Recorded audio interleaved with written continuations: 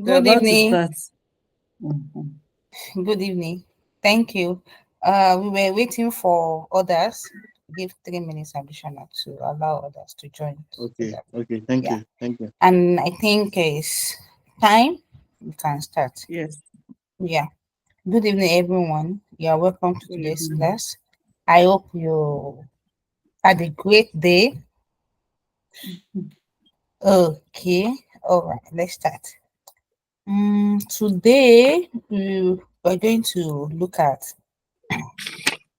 audit assurance. I mean, other moment,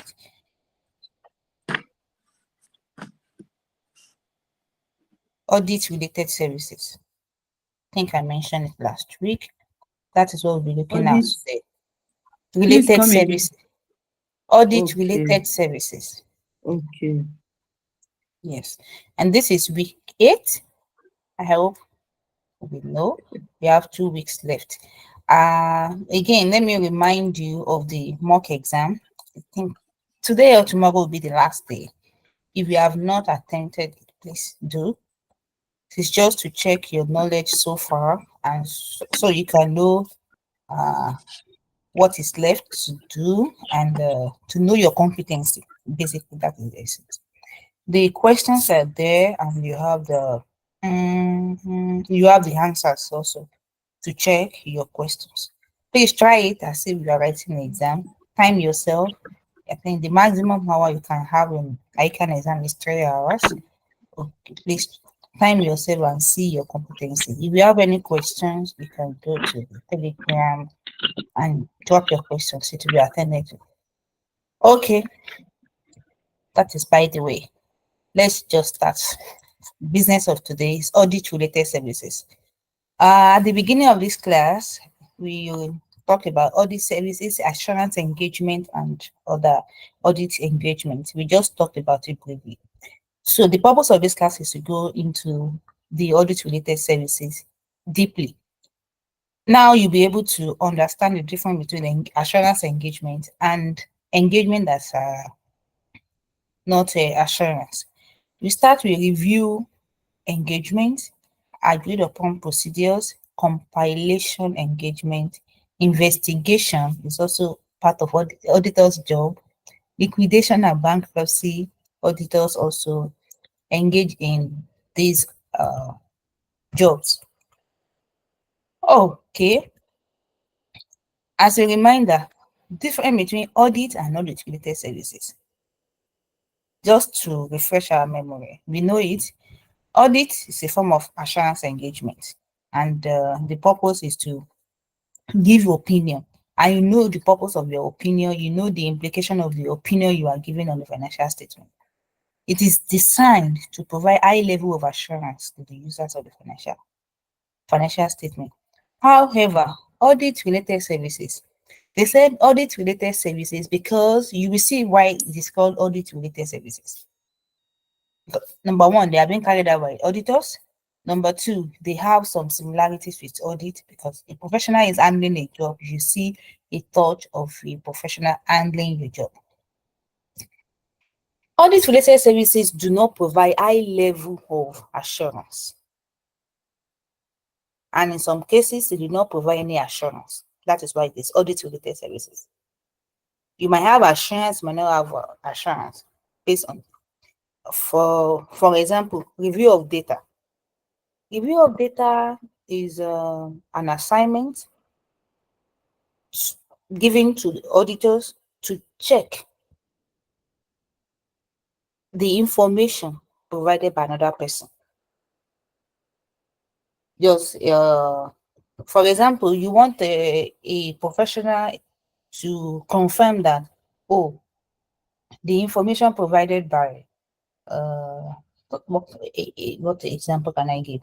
The information provided by, maybe you engage some a reviewer, valuer, to value your organization, or you, as the MD, you engage your accountant, give me the revenue generated for the past 5 years. Your accountant has provided it, but as MD, see finish in the organization. Let me use that. The MD doesn't trust the accountant. Maybe they could just employ a simple accountant. So review of data, the work performed by the accountant will be given to the auditor to check. Did my accountant do it well? Is it in line with the standard? That is just it. Review of data. They provide a moderate level of assurance that the information under review is free from material misstatement. Another one is agreed upon procedures. From the name, you can define what is agreed upon procedures. Let me just give this example. If you are in a manufacturing organization and though there are procedures for carrying out operations, or in the account department process of account receivables, the end process of account receivable is a process, or the process of collecting cash from the treasury is a process. Now, the assignment can come to the auditor to specify the procedure that the practitioner should follow when performing the assignment. You want the standard operating procedures for your work, for your department, so auditors can be engaged. And you can say, example, come and set up the auditor set up our finance department for us. We want to see the working of our finance department. This example of agreed upon procedures. Then you also have compilation. Compilation is engaged. You can engage a practitioner to prepare the information rather than to audit the information. So the organization can be. I have a similar example. Is a company, okay? Yeah, the company took a loan facility from the bank. After some years, the banks came up with that the company is owing so amount. How did you calculate it? It's so much to the extent that the company wanted to liquidate the collateral. I mean, the bank wanted to liquidate the collateral. So a practitioner was engaged to calculate. The company is saying, we have been making payments. Oh, compilation. Compile all the payments you have made so far. What are the bank charges so far? Something like that. It's just an example. Okay, I hope that is clear. We have types of review engagement. In review engagement, the practitioner is engaged to review financial information that has been prepared by someone else, that has been prepared by another practitioner, that has been prepared not by the firm, just to review. When you say you review document, to check it, assess it, but you are not auditing. Take note of that. Review is different from audit, because in audit you give opinion, or in my opinion, this is this is free from material misstatement. In review engagement, you are not giving your opinion, you are not auditing it. The work performed in review engagement is less detailed than the work of audit. Because of that, the level of assurance is limited. It's not high in case of audit. If you want to check the types of engagement, there are several types. For practice, you have attestation engagement and you have direct report engagement. Yeah. Attestation engagement and direct report engagement. Attestation engagement to attest to something, to confirm that, oh, the bank charges from for the past 5 years, it is 5,000. Correct. We attest to it. We confirm that it is okay. Then direct report engagement. In direct report engagement, the practitioner is engaged to provide special reports on some aspect of the client's affairs. For example, come and review our operations. The report will provide an expression of opinion usually negative assurance, just a level of opinion. There's not audit. A level of opinion, a very little level of opinion, just that is made in accordance with terms of the engagement. Terms of the engagement. You have to take note of this. When you are giving a report for direct report engagement, you are reporting based on the terms agreed between you and the company. But in audit, the engagement, the terms is not agreed between you and the company. The auditor and the standard professional organizations are the one that are doing it. You audit it based on standard. Even the company does not have any right to stop you. But for direct report engagement, you cannot go beyond the boundary set in the engagement letter by the company. You also have a due diligence engagement, one of the most common type of direct report that you can find. Due diligence. Due diligence, what does it mean? Any engagement where the practitioner is engaged to make inquiries into the account, organization, and activities of an entity. It is very common. Yeah, I think you find this due diligence as part of a audit exercise, but the company is actually engaged to carry out this check, inquiry into the accounts, check into the organizational activities. The you is very common in merger and acquisition because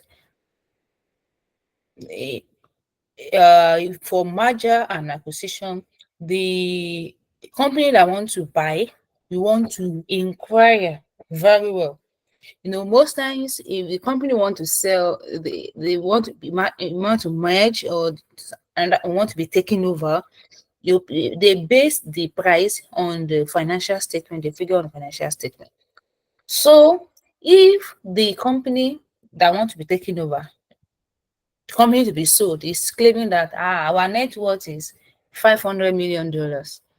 So a practitioner can be engaged to carry out due diligence on the claim of the company that want to be sold, that their worth is $500 million, because they to avoid padding up of figures, to avoid irregularities, and to bid appropriately.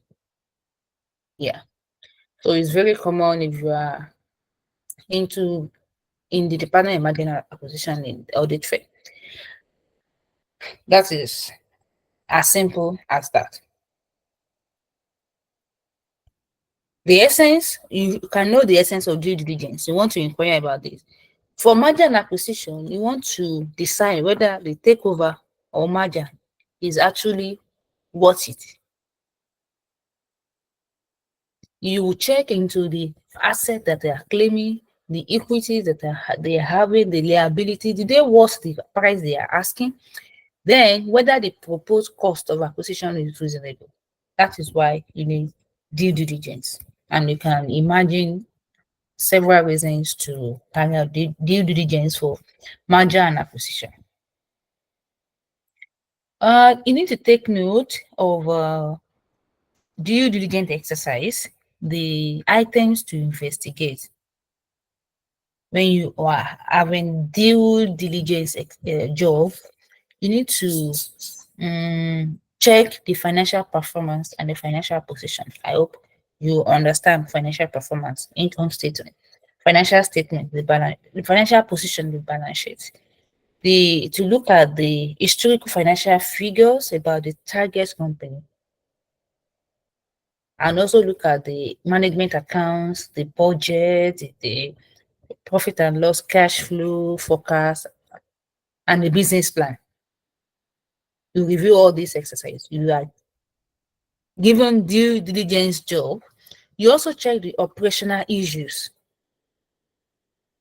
because more to the financial statement that are presented, you are buying the business. How has the operation going on is part of the value of the company, because You might imagine a position when you imagine you're going to arrive at goodwill. Yes, that is why you need to check the operational issues. Do for uh questions. Ask questions about the value. For example, the major customers of the company. How many customers does the company has? If you buy it, there are lots in merger and acquisition. If the company is being taken over, we are taking over the business and the customers. How have they been doing? Are they credit worthy? Because you are acquiring the customers as well. That's why you need to also check when this contract determination date, so that you don't buy a company thinking that you have customer they are buying, and the following year you bought the company, the contract with the customers terminate. It means you don't have market for your goods. All this area. Another area you need to also check is management representations of the target company. For example, they might have given the written assurance that the target company is not subject to tax investigation or potential litigation. Due diligence should seek to establish that this representation appear to be correct. Again, identification of assets. The takeover usually results in purchased goodwill in the consolidation accounts, but the takeover target may have several intangible assets that do not appear in the financial statement, but should be recognized for the purpose of consolidation. You understand? So you have to also consider this area. Then you finally, I think, you look at the benefits and cost of takeover. Part of your job, you review the benefit, you tell the company based on this analysis you have done, you think if you take over this company, this is the benefit. If you take over this company, this is the cost. Then you compare the cost and benefit together for the companies to make decision. You can see the difference between this and audit. Any questions so far?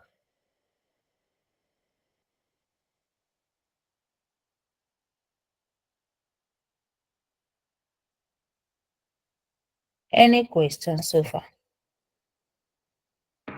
No question, man. Okay, thank you. I hope you are getting it. Simple. Yes, we are. Yeah. I think the question you can possibly ask is it the only auditor that carry out due diligence, especially for merger and acquisition? No, lawyers also carry out due diligence. Some of our accountants job, the lawyers and accountants, they have some at a point, aside from the figure aspect, calculation, all this. Those technical things, lawyers can also perform those duties. But why audit firm is better? Why audit firm is the owner of the job? Uh, Management do uh, some analysis, whether to hire a lawyer or an accountant. But if you, for example, you are being asked as a professional, should I engage a lawyer or an accountant for my due diligence assignment? So you have something to tell them. Hiring an accounting firm to do the work save management time for the potential buyer. In addition, the practitioner assigned to due diligence should have suitable experience in this type of work.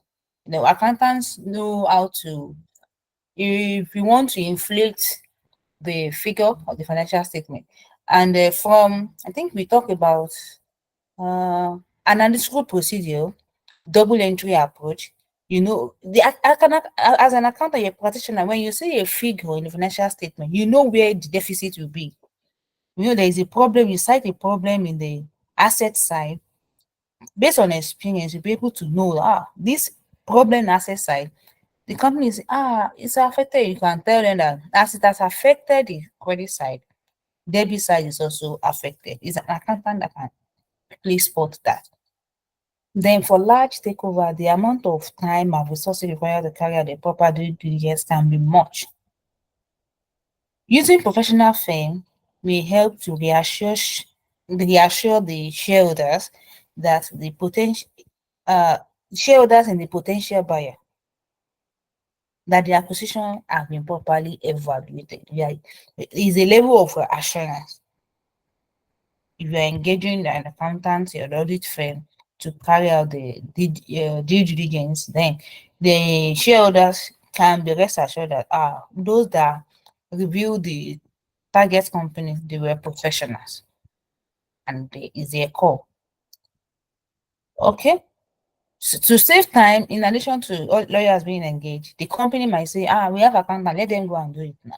The management can also say they want to do it, but the difference is clear if you engage in professional or you do it yourself. Please, we have due diligence report. It's a serious part of auditor's job. Please read the template for due diligence job. I think in the analysis you have the SWOT, legal issues, you carry out the market analysis, a lot of them. Okay, Femi Oni, please ask your question. Sorry, ma'am. I believe this due diligence is still under audit related service. Sure, yes. Okay. It's under audit Thank you. related service. Yeah. Okay. So let's continue. The due diligence is under audit related services, and when we started, we talked about audit related services. We have review of data, review engagement. Under review engagement, you have attestation. It's like a flow chart. Audit related services. Number one, review engagement. Review engagement divided into two: attestation engagement and direct report engagement. Attestation engagement is type of engagement where the practitioner is engaged to attest to figure based on the agreed procedures. Direct report engagement is number two. Direct report engagement. Example of direct report engagement is due diligence engagement. Due diligence engagement. You can read more on it. I think you also have that in the video. Then, as audit is being regulated by standard, review engagement is also monitored. There's a standard, and his one standard is ISRA 2004. The title is Engagement to Review Historical Financial Statements. What are the objectives? The objective of the standard is to obtain limited assurance by performing inquiry and analytical procedures about whether the financial statement as a whole are free from material misstatement. This enables the practitioner to express a conclusion on whether anything has come to the practitioner attention that caused the practitioner to believe the financial statements are not prepared in no material respect. This standard is very important. In as much as you have procedures agreed with the client, this standard is also very important to be followed in carrying out with review engagement. Though you are not giving assurance, but especially for due diligence, you know that having your signature on the document, it shows that a professional is being engaged for this assignment, and indirectly you are giving them a comfort. That is why it is being regulated by standard. The report of financial statement as a whole and as communication is being required by this standard. Is by this standard to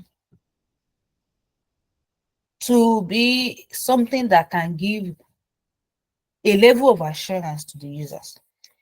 The review requires less evidence than audit, of course. because engagement provide a lesser form of assurance than audit. The work for review usually be limited to analytical review and other reviewed procedures. I'm sure you remember analytical reviews. That's according to standard. The work will be limited to that. Why this you have to know is when why you need to understand the standard is that when you are getting the engagement and the client is giving you conditions, your responsibility before you accept the condition, check the condition with the standard. This what differentiates you from a non-practitioner. Okay, you get the condition, we want to do this, though they're the customer, they can, but as a professional, you cannot accept a job that will bring discredit to the profession. Okay, so sometimes in the engagement, maybe your client want to save costs, some duties were not included, but the standard is saying you have to apply it. For example, the ISR 2004 set out the principles, general principles that should be applied to review engagement. Number one, the practitioner should comply with relevant code of ethics.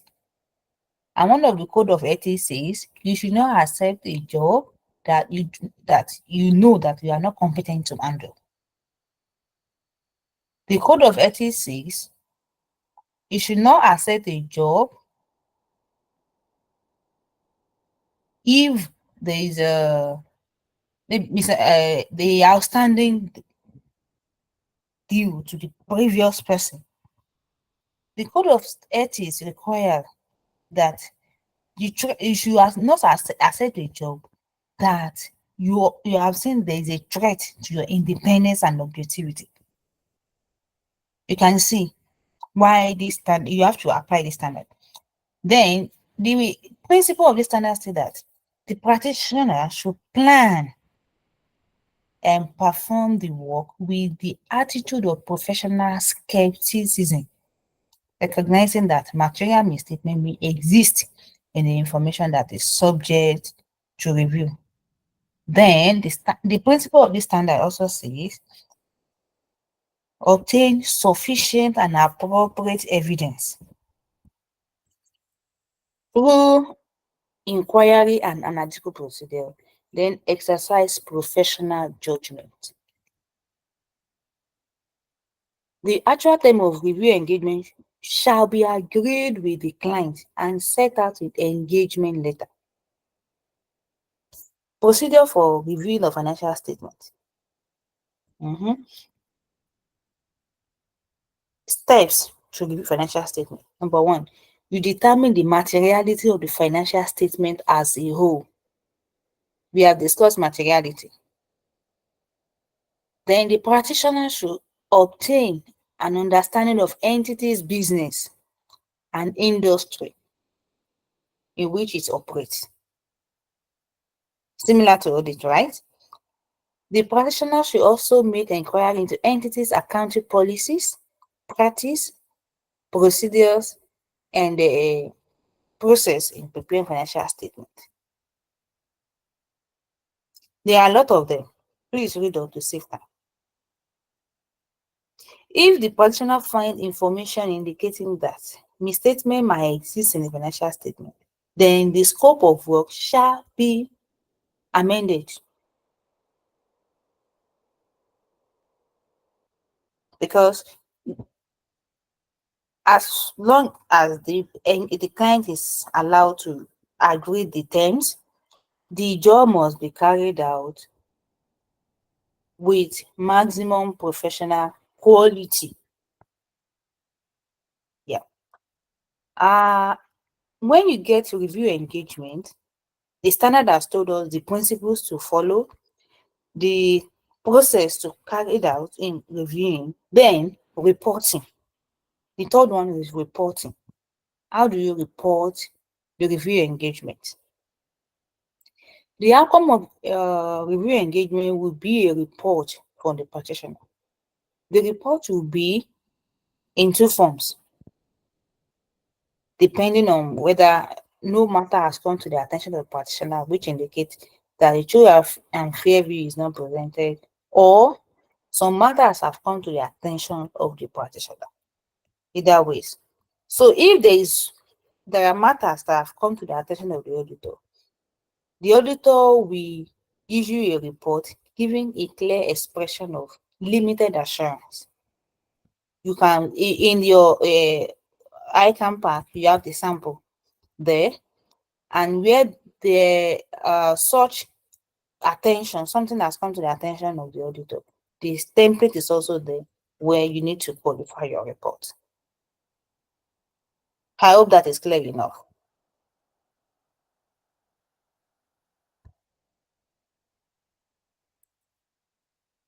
Okay, you have a question again. Please ask. I have a question. Please go ahead.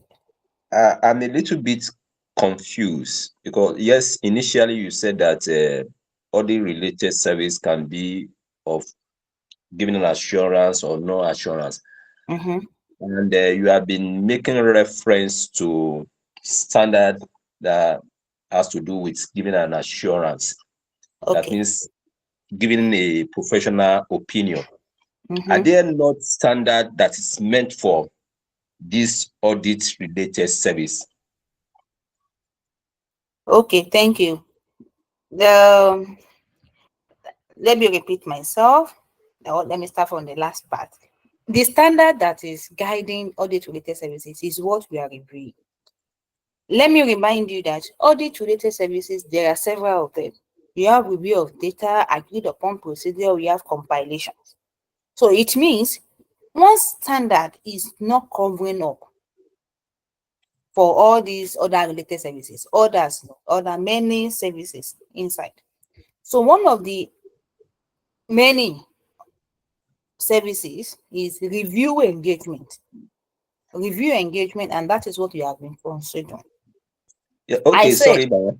Like Okay. you mentioned, agree upon procedure. Procedures, yes. Is there any, for instance, in the video, I think I read something about international standard on related service Sure. 4400. Mm-hmm. So what I'm saying that for agree upon procedure, there's ISRS, International Standard on Related Service 4400, and I believe that of compilation is 4100 thereabouts. So that's what I'm trying to say. All the one you'll be saying, you'll be talking about so far, are there not specific? We know for us to give an assurance, for a professional assurance, we know that all those standards for the auditor. But for this audit related services, like agree upon, which is 4400, like compilation, which is 4100. So are there not other one like that? Yes, for review. For review engagement, you have 2410, 2400, 2400, 2410 for review engagement. That's ISRS. RSRE. RSRE. Okay, I'll still check. Thank you. Please check. Yeah. RSRE, it is for review engagement. It's good that you have already encountered the standards for compilations and standard for agreed upon procedures.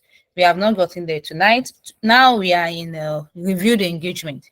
RSR with 2004, then RSR with 2410. We just concluded 2004. Now we are going to 2410. The standard is about interim financial information.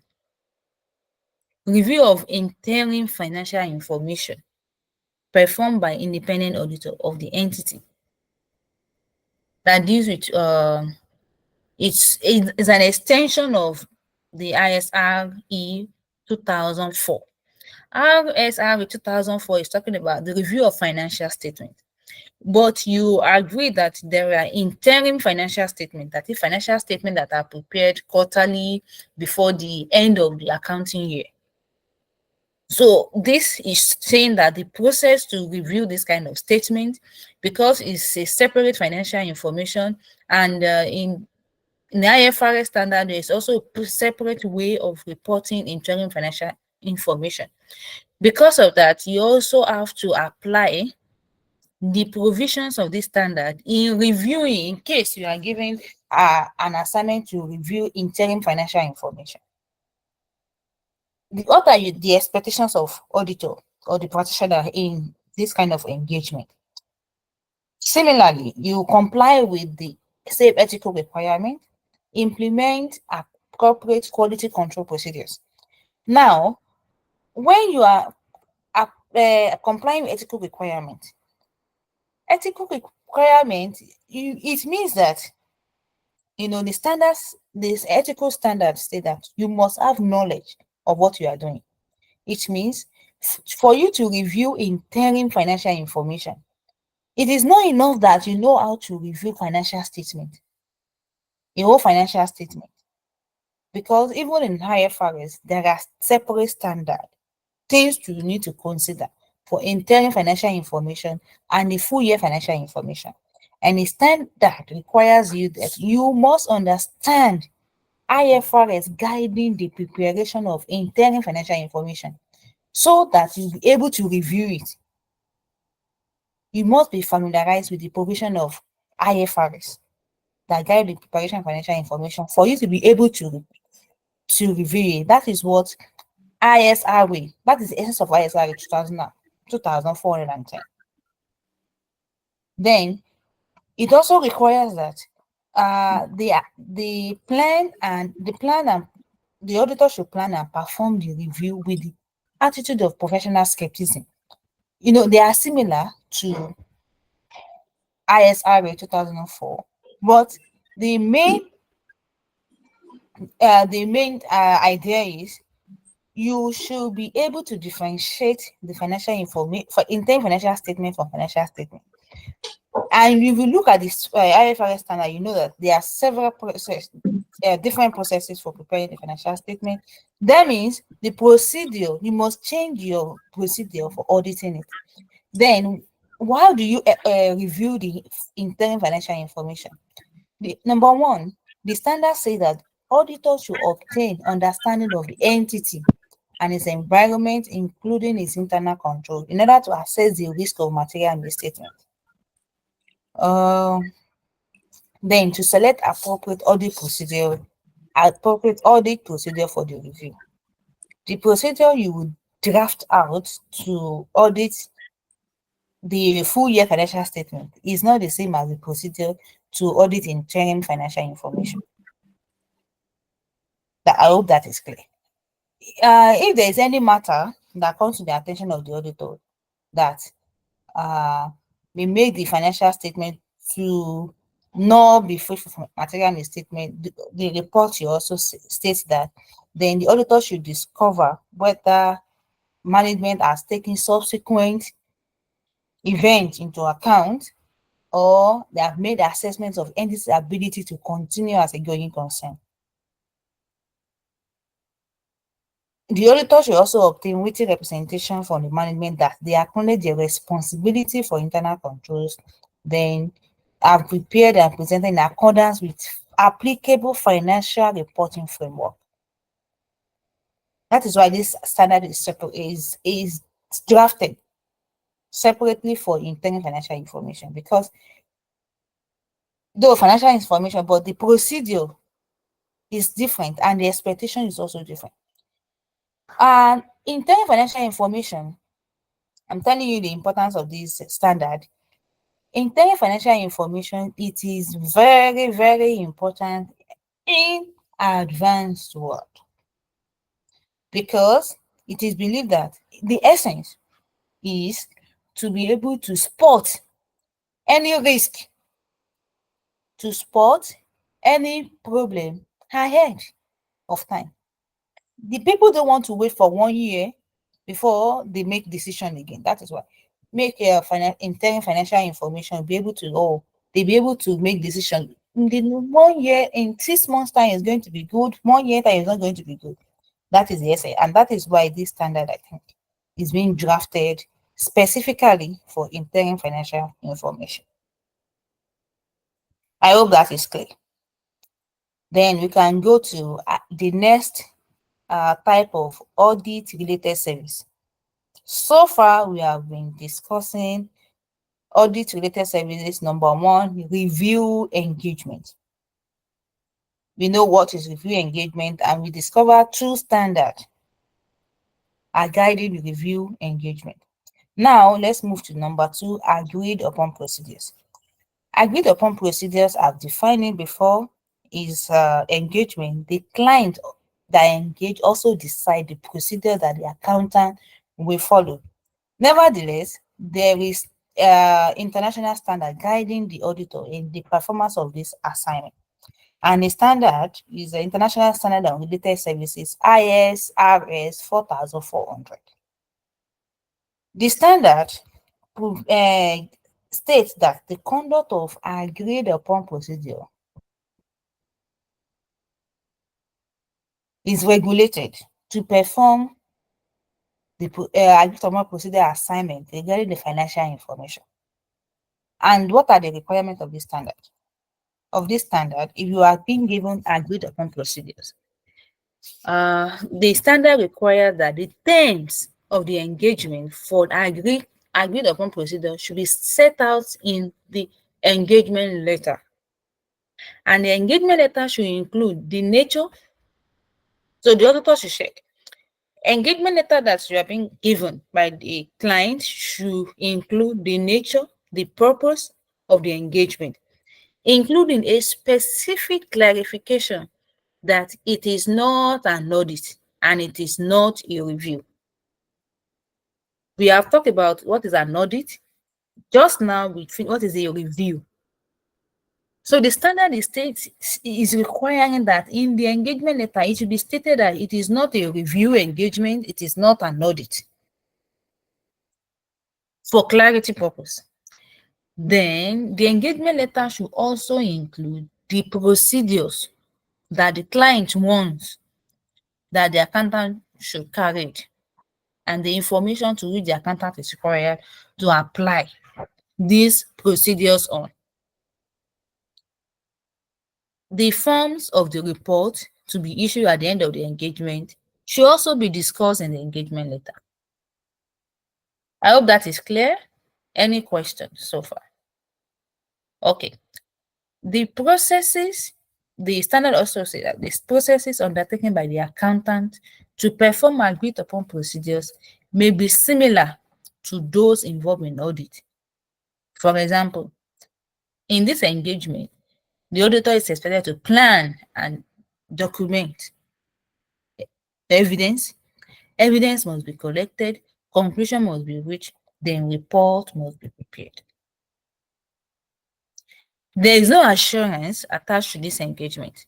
Unlike audit, unlike review engagement that we still have little assurance, in agreed upon procedure, there is no assurance to the assignment. It is likely that the volume of work undertaken by accountant will be less than the audit and review engagement. Then how do you report on agreed upon procedures? You have the template. To save time, please you can go and check how to report. The template is there and the content are also there.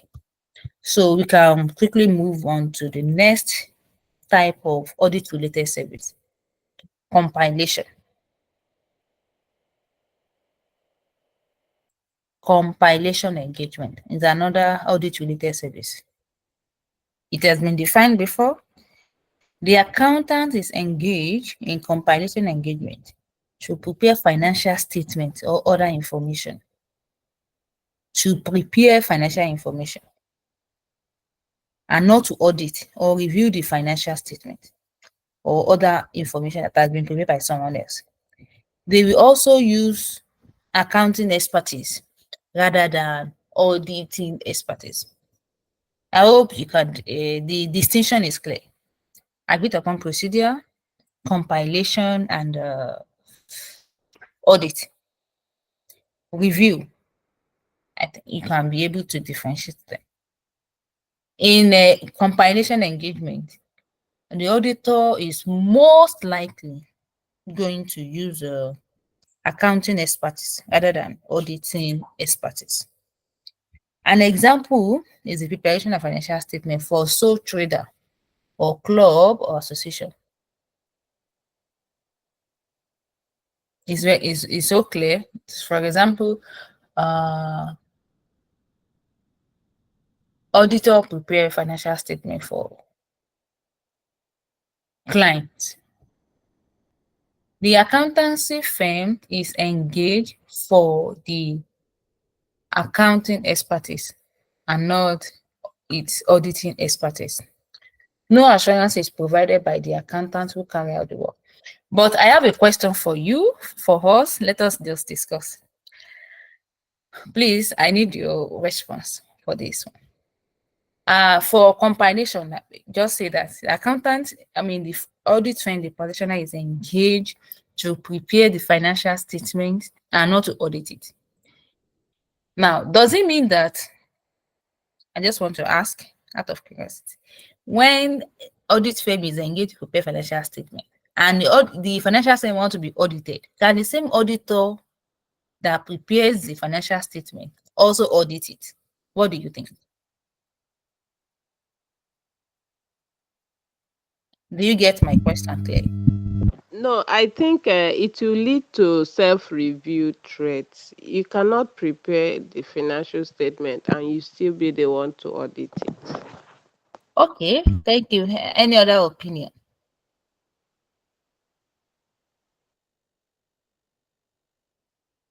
Any other opinion? But to me, the compilation and the rest are non-audit services. So to me, I think you can compile and then, if need to, audit, provided your skepticism is very active in the sense that you won't compromise on any of the aspects. So you can do the audit. Okay. Thank you. Any other opinion? Please unmute your mic. I think I saw somebody raising up hand. All right. Okay, please. One opinion is that it is not possible for you to do dual job for check and balances. Okay, Check and balances. It's not possible. Yeah, An you are individual right. can do Yeah, dual job. you're all right to save the time. Oh, Lawrence is Lawrence. I can pronounce. Please pardon me. You have the floor. Please speak. Okay, thank you. Sorry, I was having difficulty with my mic. Okay, so I would suggest you use a different team to create a Chinese wall. Okay, thank you. You've all spoken well. It's just a test of what we have been saying. You are right if you say that the auditor, you compiled financial information, you prepare financial statement for your company, and the company wants to audit it. You cannot audit it because it's going to lead to self-review threat. And if you say you cannot write and claim, you can. But according to Lawrence, because the thing is, a client walk up to you, prepare my financial statement, and I want to audit it. Look at it this way, but I'm just saying it's not the standard way. Look at it, the client will come to audit firm, prepare financial statement. You pay and take it to another audit firm to audit. The client will be considering cost implication and be like, you can audit it for me. So we will see it in the note. If you have gone through it, you will see what the audit firm do is that the team that prepare financial statement will not be allowed to audit it. So it is not a crime if the same firm that prepare financial statement, you see the same firm auditing it. Most times, in most cases, that is what is happening in practice. But to prevent the self-review threat and to comply with ethical standard, the requirement or what the auditors do is that the team that prepares financial statement is not allowed to audit it. Another team will audit it. Even in Big Four, you have the accounting services and you have the audit services. As the financial statement is being prepared, it's passed on to the auditing. Thank you for the contribution. It's just a test that we are together in this.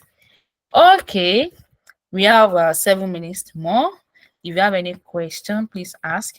Then, as we proceed. Okay, the standard on compilation. There is a international standard on compilation, and it is called International Standard on Related Services, ISRS 4410.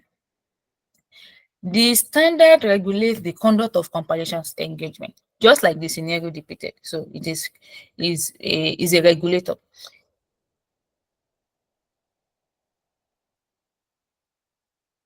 Okay, Lawrence has a question again, and who else? Please ask your question. Who else is this? Matthias. Lawrence first, please. Sorry, I don't have a question. I just realized that my hand, I did drop down Okay, my hand.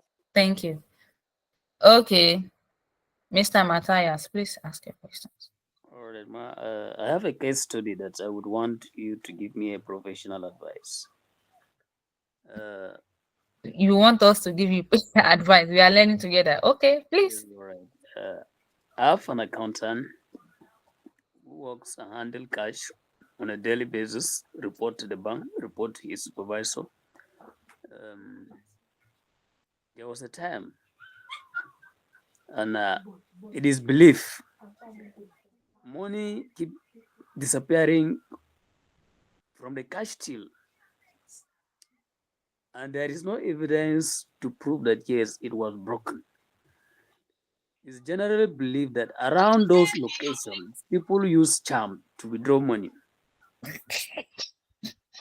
Now, when it came for real reporting,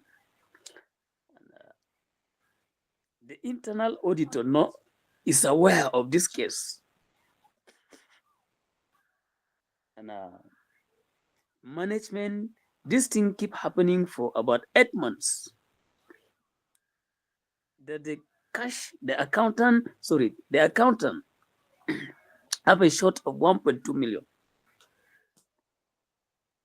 So the internal auditor keep covering him, believing that he will get money somewhere to come and cover it. But unfortunately, he was not able to do that, to the point that the overall management discovered this thing. How do we handle this case, man? Okay, thank you. We have 4 minutes left. So, Autumn, Isaac, just ask your question. I will answer together.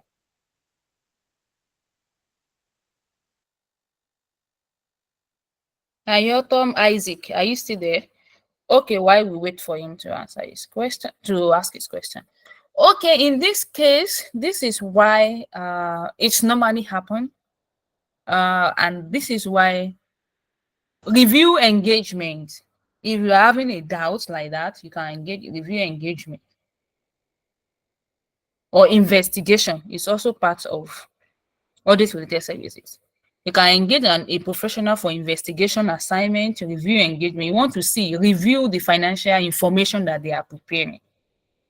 Then, if you are suspecting fraud, you can engage a practitioner for investigation engagement. In that case, so the practitioner, they are external person. They don't know the accountant. They don't know the cashier. So they will be independent, and their report will be objective, and they report directly to the management.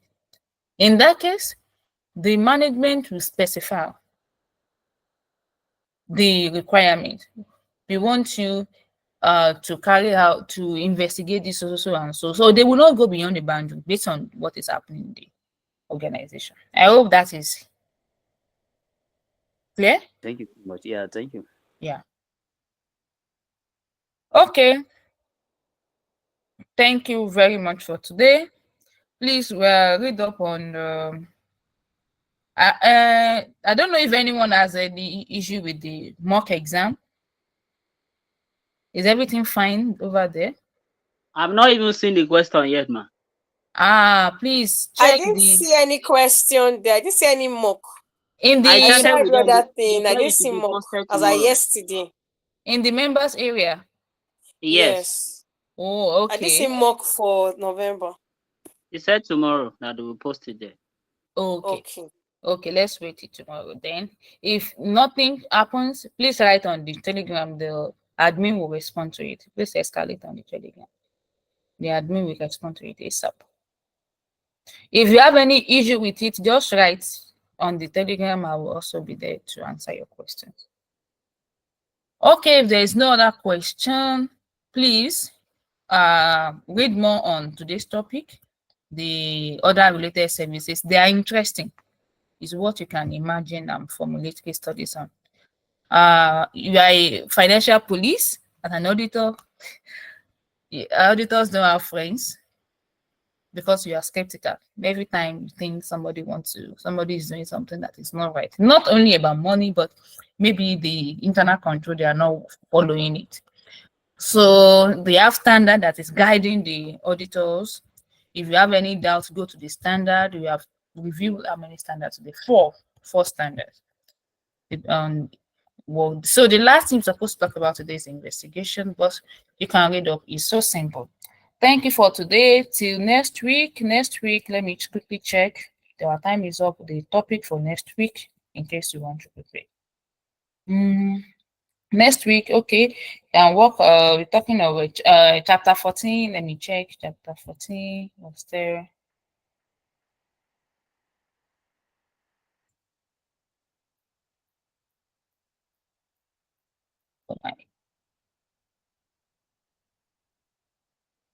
And next week is going to be the 9th week.